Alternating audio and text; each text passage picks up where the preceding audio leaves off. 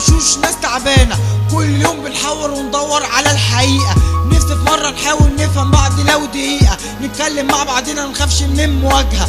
كل واحد فينا واخد جنب ليه وعامل جبهه. العالم حوالينا اهو بيتغير كل ثانيه، واحنا مقضيينها دماغنا رايحه في حته تانيه. بس الدنيا فانيه مش هنعيش مرتين، وجودنا ده مش صدفه، ليه عايشين بنين؟ ليه نايمين في العسل؟ ليه حاسين بالكسل؟ والشاب عايز يتمرد عشان خايف من الفشل. عايزين ما نلومش بعض، عايزين ما نقولش صعب، وحقوقنا تيجي بصوتنا لما نهدف يبقى رعد. نفسي كل الشعب يبقى عند الوعد وعد، نفسي ننسى اختلافنا يبقى في نظرنا بعض. للمستقبل مش هنقبل غير عدالة، نفسي نبطل نعمل وسطى ندي رشوة نرمي زبالة. لو ننسى كلمة انا نفسنا ندالة، هتبقى الحالة عالة وهنوصل لا محالة. فياريت نفك عقدة الخواجة ونبتكر، ونبعد عن التفاهة والسذاجة وننتشر، ونبقى الأولوية في كل حاجة ونفتخر. يا مصر متفائلة في النهاية هننتصر، وبقول للناس اللي سمعانا بلدنا محتاجانا. مهما الأيام تفوق مصر دايما فوق، وبقول بأعلى صوت ليا الشرف إني مصري، واتولدت في أرضها ما هي بلدي دايما حرة، والتاريخ يشهد لها. مهما بعدت عنها يوم لازم يوم أرجع لها،